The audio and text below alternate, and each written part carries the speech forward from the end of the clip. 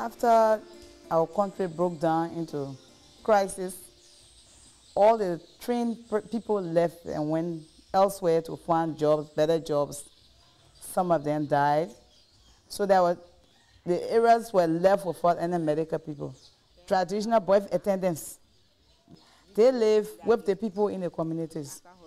So then some of them have already been doing deliveries, but they didn't have any formal training.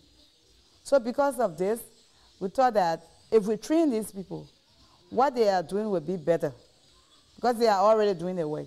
So we just need to improve their skills so that they can do even better. And they have proved to be that way.